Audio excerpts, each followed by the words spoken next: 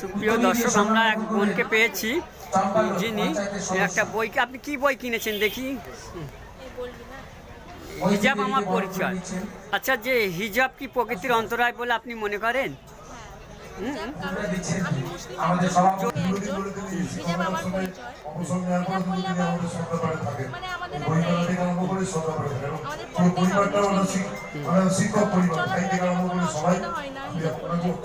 পড়াশোনা করতে কি কোনো অসুবিধা বা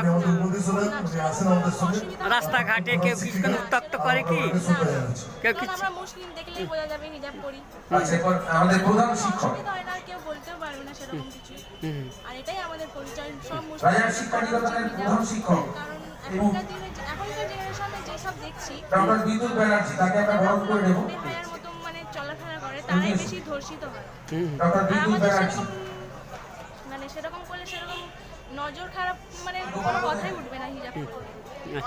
আমাদের অধিকার হিজাব করা সব মেয়েকে মানে দরকার, মুসলিম মেয়েদের বেশি করে। মুসলিম মেয়েদের আমার ভালো লাগে হিজাব করতে, তাই এই বইটা দেখি কেমন মানে জ্ঞান পায় আগে, তাই জন্য আমি এই বইটা নিয়েছি। আপনারাও নিতে পারেন। আর মুসলিম মেয়েদেরই দরকার হিজাব করাটাই, কারণ আমাদের ইসলামেও আছে।